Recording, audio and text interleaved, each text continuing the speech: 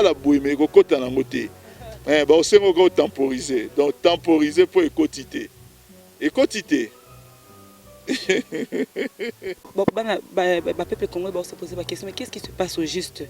Tout le monde qui a mal démissionné, raison à santé. Oui, santé dérangée qui a déposé lettre à démission. On a vu Moïse Katumbi quitter la majorité. Tout le monde Kiungu a démissionné. Et puis, week-end Oyo, premier vice-président à Seni, na kombo ya André Mpungwe a démissionné. Kaka na moment où tout préparé l'élection. Monsieur Papi, qu'est-ce qui se passe au juste au jour le jour, tout le monde prendre la démission, la majorité. Qu'est-ce qui se passe au juste avec Congolais les a caché derrière tout ça. À cause démissionner quand dans moment où on se prépare pour l'élection. La bouille mais kokota na ngote. Ba osengo ko temporiser. Donc temporiser pour écotité. Écotité. Comment à cause? Makambo azoloba non pour prendre pour la révision constitution ou plutôt bazinga ba organiser glissement à bloc belé et que y a lingi ba respecter constitution. Moi je ne les crois pas. C'est simple, nous crois dans côté pourquoi. Il était logique et conséquent. 5 ans en mandat en tant que gouverneur, il devait rendre son tablier. S'il était logique et conséquent, il n'allait pas attendre que la loi et démembrement d'Engezali Koya pour que aya ko démissionner na veille à moment où il y a kanisa qui bazo publier yango. La bouille mais kokota na ngote. Ba osengo ko temporiser. Donc temporiser pour écotité. Écotité. Mais les restes, moi j'ai fait des émissions au profit du gouverneur Moïse Katumbi. Je ne vais pas aujourd'hui commencer à dédire et commencer à relobani que non, Makambo na loba qui concerne le gouverneur Moïse Katumbi, Lelo et comme Makambo Lokuta, je l'ai défendu bec et ongle devant Mouyambo qui a écrit des lettres ouvertes contre lui. Je ne vais pas aujourd'hui revenir dire que Mouyambo avait raison. Là, c'est manquer de cohérence et de logique parce que si je l'avais défendu à l'époque, c'était par conviction. La bouille mais kokota na ngote. Ba osengo ko temporiser. Donc temporiser pour écotité. Écotité. Okay. Donc eza esengo na habité. Peut-être pesanga. Son sodoroza na sima na yeptondi peuple congolais majorité mobimba biso nyonso toza na sima ya tout puissant na président Moïse Katumbi parce que ceux qui ont remporté kupana ekozala vraiment honneur peuple na biso. Gouvernement congolais, surtout président Sopé Kabila. Pour toujours apprendre na Lubumbashi, les joueurs de Bayaki, il y a eu des menaces, actes de vandalisme et tout. Ça n'honore pas. Non, maman, toi tu gagnes qu'on dramatise. Dramatise parce que c'est ce qui s'est passé là-bas. Na habité, si on a le lobaga au boto linga micro.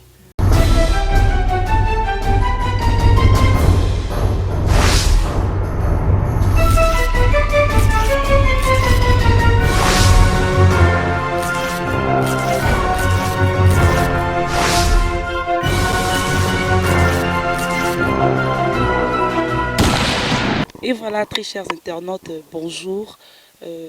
Puis merci, la confiance au vous à la biso. Et puis, dans le site clebois.com, suite à la jeune dans ensemble merci aussi à votre humble journaliste, la convocation belle d'ABC qui est la spéciale. Donc voilà, Lelo de Mbelibino, un grand homme politique, c'est un communicateur, il y a majorité présidentielle. La convocation ya Papi Tamba, Boyebiye, Tozana et Lotolobela.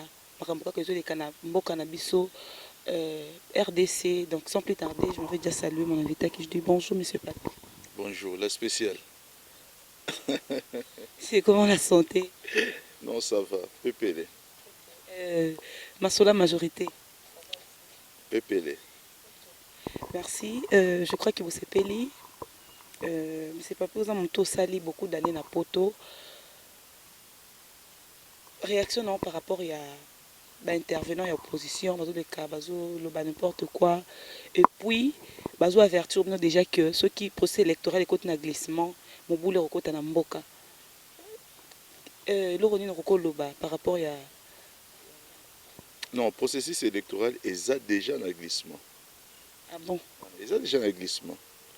Ici, depuis enrôlement, il y a un candidat député. Glissement Banda qui est déjà député provincial puisque le délai Séni et Pesaki. qui respectait. Date à publication, il y a liste définitive de candidats députés provinciaux, et qui respecté, et qui dépassé. Date où epesamaki pour que ba enrôler ba candidat pour l'élection locale, et ça nous respecté titilelo. Ba pesaki date le 25 octobre comme élection, il y a des députés provinciaux, et ça limité. Bon, sauf peut-être ceux qui bango, basant la définition de glissement, peut-être pour la bango glissement, et d'autres la kaka ni présidentiel. Non. Mais ça l'a mis pourquoi? Bah raison nango tomeka ko lobelango plusieurs fois. Tomeka ko lobelango plusieurs fois o ebenga mi liboso ya enrôlement. Ezali juste koboya komona makambo ndenge ezali. Toyebisaki bato mpona mambo ba enrôlement tokende peut-être kosala identification ya population. Bato baboyaki yango consensus ezwamaki te. Esali ke tant tobandi koenrôler bacandidat ba pauvre bato aseni au lieu ba enrôler ka candidat, mais il faut pas ça la paix travail pour identifier candidat. Et ça dit que temps et ça nini est dépassé. Et par rapport à temps est dépassé, et ça le quoi est là qu'on créé effet boule de neige et continuer ce qu'on crée par conséquence des autres bon. C'est basé la définition mususu ya mon glissement ou on a peut-être pour na bango isa kaka pour l'élection présidentielle ou élection législative nationale. Libre à eux. Maintenant, c'est clair que les pays ne peuvent pas vivre dans le chantage. Baza mibali. Bon, biso to banan. Toi, pika mibali. Mibali, na sens, te ban basi ba kansere na kitisi basi. Non. Na sens, to comprendre que non, to solo holandais. Koya na makambo lokola ke biso nde tokosala boye, biso tokosala ba chantage wana mona o mom ke bomwana. Mais apparemment, c'est comme si vous minimiser menace et opposition. Apparemment, la majorité, vous minimiser pourquoi? Non, toujours minimiser rien. Toujours appeler on a dialogue tout solo. Le problème est réel.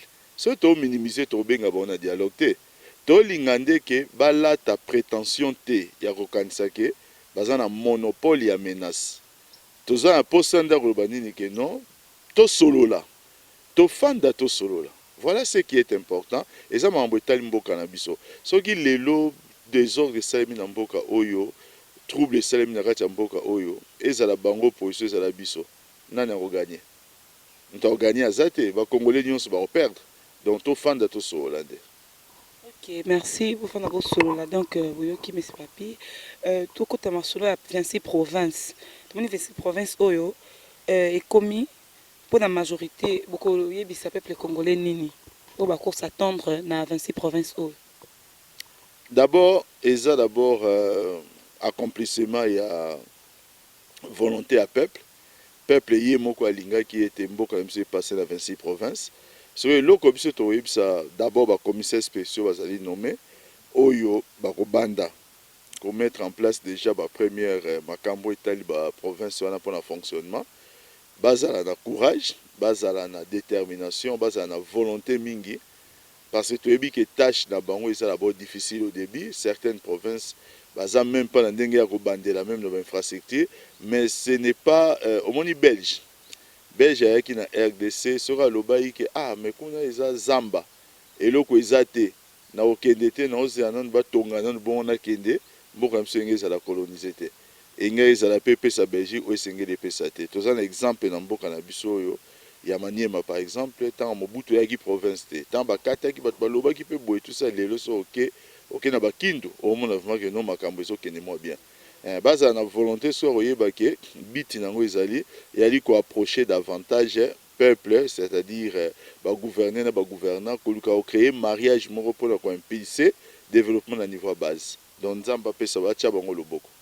Ok, merci. To côté na maman likambo eza que bato c'est ba peuple congolais se poser la question mais qu'est-ce qui se passe au juste? Tout le monde qui a bien mal démissionné, raison à santé. Oui, santé dérangée qui a déposé lettre à démission. On a vu Moïse Katumbi quitter la majorité. Tout le monde Kiungu a démissionné. Et puis, week-end Oyo, premier vice-président à Seni, na kombo ya Mesandré Mpungwe a démissionné. Kaka na moment où tout préparé l'élection. Monsieur Papi, Ezanini, qu'est-ce qui se passe au juste au jour le jour, tout doit prendre à démission, démission. La majorité. Qu'est-ce qui se passe au juste peuple congolais? Il est caché derrière tout ça. À cause de démissionner quand dans le moment où on se prépare pour une élection. Le peuple congolais est banane vraiment. Qu'est-ce qui se passe au juste? Bon, je crois que en ce qui me concerne, toko séparer moi mouké ba démission, moussous on a démission na yé. Yé démission na yé à monsieur André Pingo vice-président Seni, et ça y prend ba convenance personnelle. Tous en la carte de démocratie, acte à démission, c'est un acte moi ils libre. Mutu nyonso na mokili a un droit à démissionner. Sera moniqué ba convenance personnelle ou à koki, soit koloba, soit à koki, koboya na epé koloba. Mais ils ont démission lokola baninga msusu te na rien, na ndenge moko boye te. Déjà la convenance personnelle. Martin Fayulu a lobby que la majorité des Tindi a démissionné. Il a appuyé en gros qui a démissionné. Est-ce que dans monoko ya Martin Fayulu, on s'attendre na koyokelo comme ça? On s'attendre pour na koyokelo. Abetana masolo ba démission hein, bato ba kumba master na. Banani ba master na. Babi G7 plus 1, baki opposition. Ba on ba lobby ngate na lobby, Martin Fayulu ça opposante. Et abetana masolo beaucoup plus ya G7 plus 1 a expliqué que non majorité sont tuna ba on ba débat démissionner. Hein, et pas Martin Fayulu. C'est ce genre de spectacle automessa en ango, des accusations sans fondement, des spéculations. Pour la politique, et ça, comme dans le marché boursier, à spéculer. Bon, moi, je ne conçois pas la politique de cette manière. C'est papi, peuple, vous avez un peu au babaka. Na moi traumatisme na moi kobanga ma to ba to binza to comme en 2016 tout monde ba démission temps et ça m'a trop boyé donc tout le monde quelque part on dirait mon mabe mon boyé ça les autres il y a liboso pour peuple les autres banga tous les batté vraiment c'est quoi au juste ba démission mon a tout le monde a lobby qu'on a démissionné qu'est-ce qui ne va pas te lo banga place on ezate ebi toza bato même yo na vie au botami au koli na place moko boyé oza bato tangi bango classe au moins vraiment ba véritable amitié monana mingi na moment moko boko moko na suka likambo moko boya tant que pas tozonge pas chef de l'état des gens ont accompagné son pouvoir mais pas la personne ndenge tozo constater lelo pouvoir ça veut dire quoi ngaso naza pembe na pouvoir nazwa moi boye moi nguba moi lipa tant que comme na moment ba moni que ah yé kaka tikali mutu peut-être pouvoir okoma na suka selon bango babi ah so ezali boye to comme ozoba distance na biso poto luka koye bande intervention ozodon c'est cette manière c'est malhonnête de faire la politique de cette manière en fait c'est toujours vers un moment à boye qu'on découvre les véritables fidèles. Moi Papi Tamba la question ne se pose pas comme de nombreux autres à niveau majorité en tout cas nous sommes loyaux fidèles et pas un chef de l'état Joseph Kabila Kabange là maintenant il y a un soleur au bétaté. Hein, tu recouvres la bison zala, tu comme tu recouvres kolia, mais tu zali. on comprend pas on avait Moïse Katumbi qui moko ya bino kata majorité ko quitter bino kata majorité bozo finga comme pas possible qu'est-ce qui est caché derrière toutes ces insultes là na habité tant biso de kobozala qui oui eza autozo beza vérité autozo mona alongwe peut-être qu'on a posé qui na mutunda ko mona posé qui na ndeko nda ko moment qui a koki peut-être bi alongwa na ya kende akal azwanda ko nisa somba lopangu na abimi ya beaucoup makofinga ebulia ki ensemble bolela ki ensemble ba moment même se taquinerie ba hein il y a humour tout ça ensemble le de ces pétrales longwana ya moni ay pour la raison personnelle mais beaucoup makofinga est-ce que vraiment ils nini en tout cas ngai personnellement nga peut-être causant information na majorité na yebi ba leader à majorité na yebi na moni na yo quitté pe na monité te na niveau majorité peut-être tout ça la moi confusion mutu moi lobby boy ba imputer na majorité vraiment de ba ofinga te nga na yo quitté pe na monité nazo na kati ya majorité vous avez communicateur naza na kati ya majorité nazali communicateur natanga bakombo ba collègue communicateur na expliquer nani na moni afingie na monité na yo quitté mais par contre eloko moko esengeli quand même naloba par rapport à ça mais le gouverneur Moïse Katumbi a sali 8 ans et demi en tant que gouverneur. Ça serait quand même stupide. Lelo, quand on a défendu sa politique hier, c'est une question de crédibilité. Lelo, on a une politique où on a participé, qui n'a pas défendu puisque Azaï n'a qu'à la majorité et que la politique a malamouté. C'est stupide. Ça serait aussi en même temps ce qui est notre problème, c'est qu'il y a rupture depuis un certain temps. Maintenant, il y a le débat autour, il y a des conséquences, il y a rupture ou autour, il y a raison à rupture. Il y a APC, il y a raison à y. Moi, personnellement, à convaincre qu'il y a raison à Monica Kosi. Comment à Kosi? Te makambo azoloba non pona ko prendre des pour la révision constitution ou plutôt bazunga ba organiser glissement à bloc belé et que y a lingi ba respecter constitution. Moi je ne le crois pas. C'est simple, nous croire dans côté pourquoi. Il était logique et conséquent. 5 ans en mandat en tant que gouverneur, il devait rendre son tablier. S'il était logique et conséquent, il n'allait pas attendre la loi et démembrement d'Engezali Koya pour que aya ko démissionner. Na veille à moment où il y a Kanisa qui va publier. Il était logique et conséquent. Il allait dire écoutez, j'ai fait mes 5 ans, moi je ne vais pas faire un jour de plus. Là, on allait comprendre.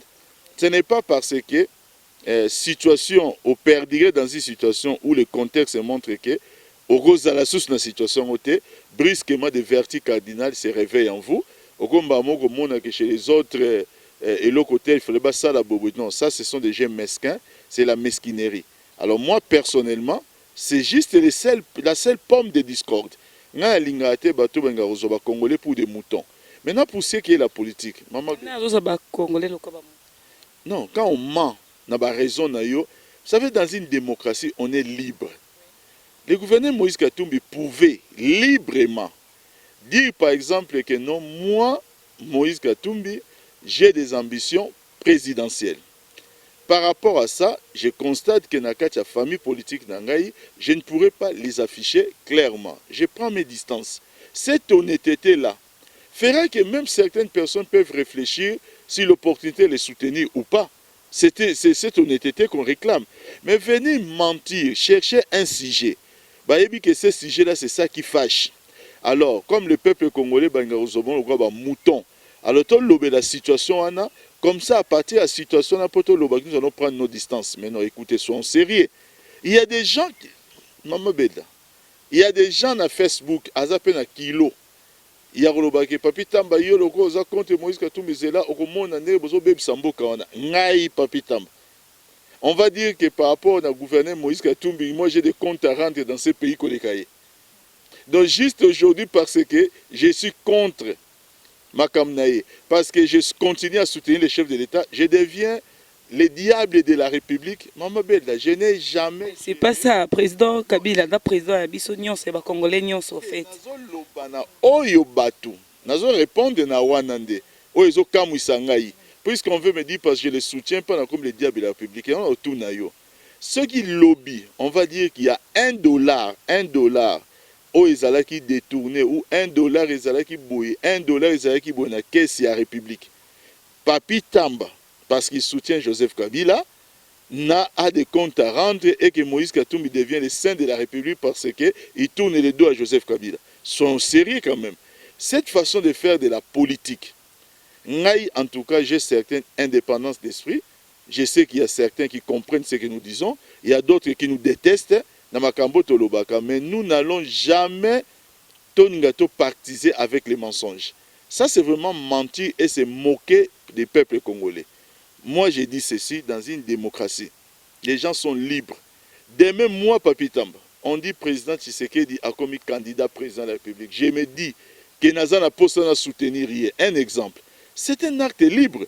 Je ne vais pas commencer à dire que nous avons soutenu Papa Tshisekedi parce que Joseph Kabila a révisé la Constitution. Nous avons eu un discours fâché.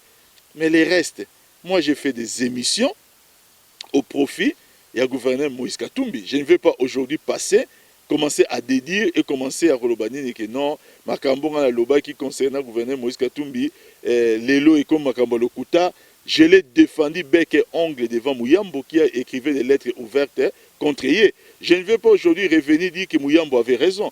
Là, c'est manquer de cohérence et de logique parce que si je l'avais défendu à l'époque, c'était par conviction. je n'ai pas de problème avec la personne Moïse Katumbi. Pas du tout. Et la personne Moïse Katumbi, dans une démocratie, s'il peut comprendre les choses de cette manière, il va continuer à me considérer comme étant la manière dont il me considérait. L'émission Naïe, tu regrettes pas de ça? Non, attendez, maman, j'ai fait des émissions en toute responsabilité. Je dis bien en toute responsabilité. Je l'ai défendu parce que je croyais à l'époque, na eloko ongai na défendaki.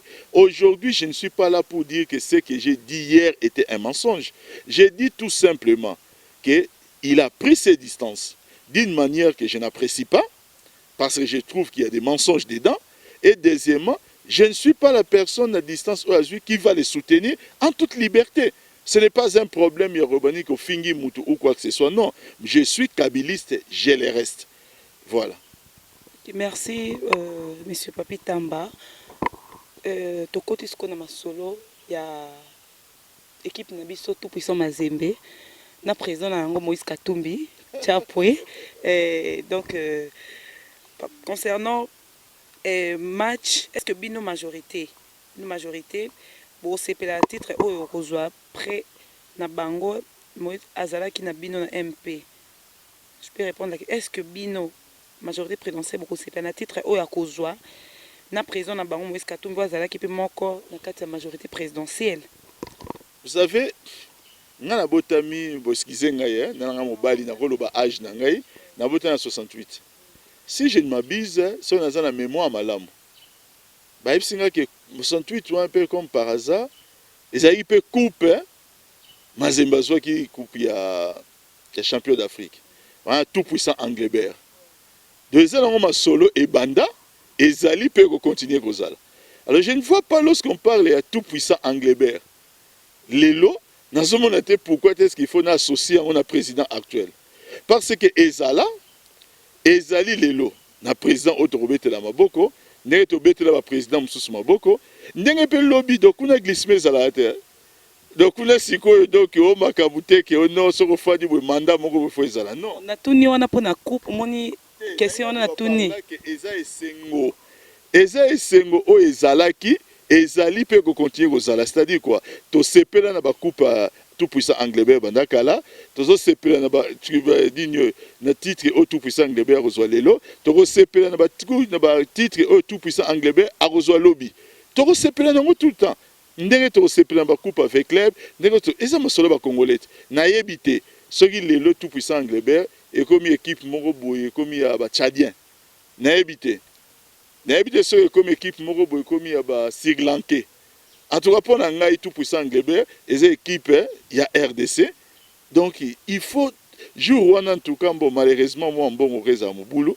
Seulement là les aïgui n'a pas il faut na zoata avion dans total la match. Là tout le monde parce que écomatisant popularité à président Moïse Katumbi et puis score il y a 2 buts à 1 wana. Peut-être score à 2 buts à 1 et ça penza garantie. La garantie parce que tout le monde a un bouleversement mingi na football. Lelo soki Mazembe a beti match na ya retour na Lubumbashi. Et ça a une fierté à gouvernement na biso.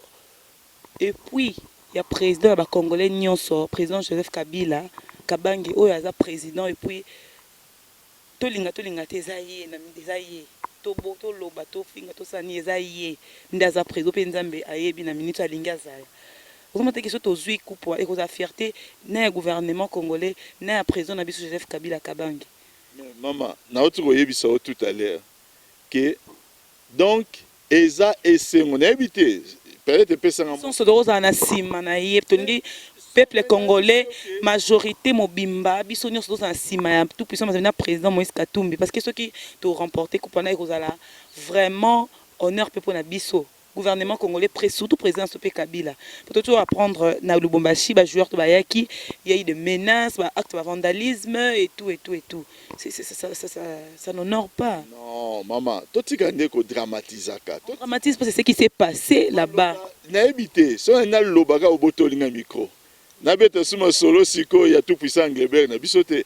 Pour nga vraiment donner linga tout puissant Anglebert makasi vraiment. Dena ebisio ke coupe banda kala kozoba coupe nani si na RDC lelo bango batu baza champion c'est-à-dire baza likolo na kozoba coupe et nazo souhaiter même que ça et continuer. Alors omoni dans un pays moko organisé ndenge za partout dans le monde. Tout le monde, par exemple, pays Algérie, bah, au kozwa kobima na 8e de finale bazongi. Tout le monde au pays France, bazu boye, bah organiser moi ni moko motorisé, mais minimum, moi autorisation. Pour nzela eza yangate, eza yote eza l'état. Moi autorisation pour que ba pesa moi ba élément ba sala nini, ba encadrer.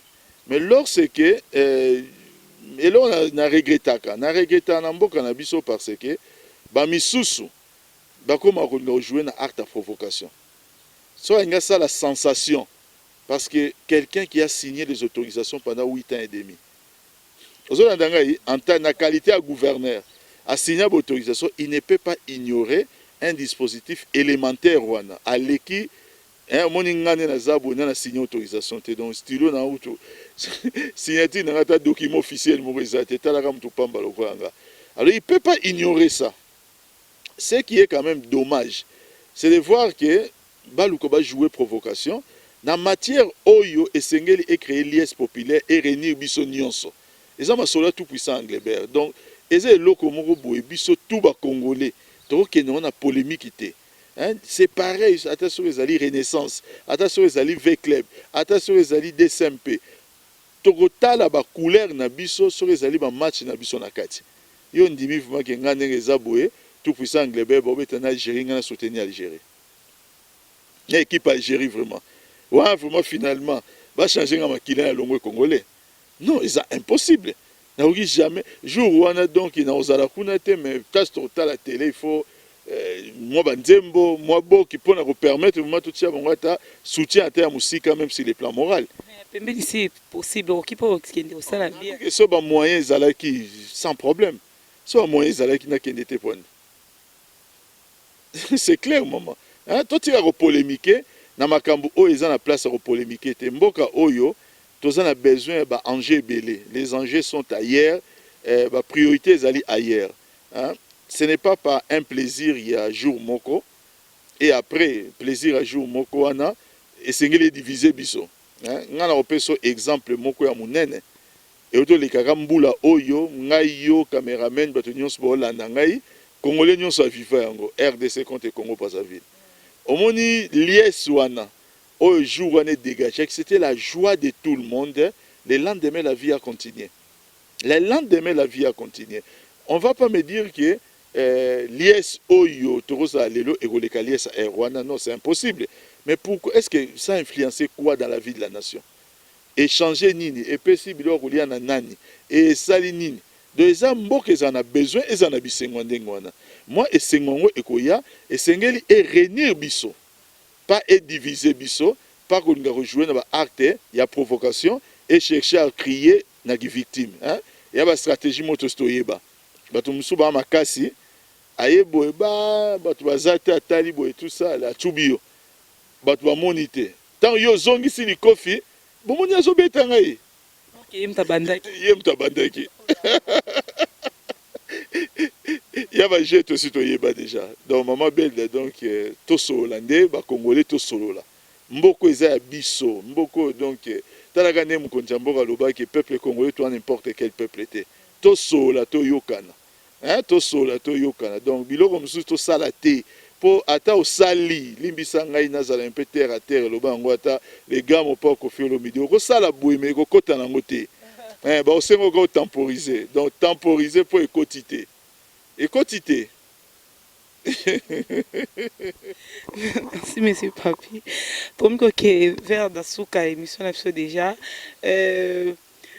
mot de la fin, pour Namboka, mot de la fin, et puis, il n'y a pas le peuple congolais pour rassurer Bango. La diaspora, pour exemple, tout ça, il peut baner belé kuna, ou mais les kuna, ko les kuna vendre vraiment kuna na poto. Malgré qu'actuellement, on a qui na raison pour musala na yo.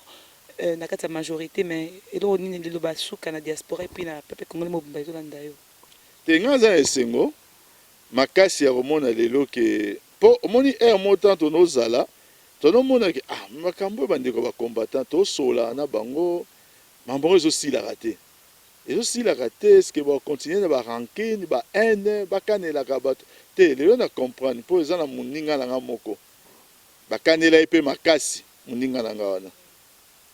Honorable Francis Kalombo. Nasi ko nando lobani ki ah ngi yake na poto eza ko ballon d'essai.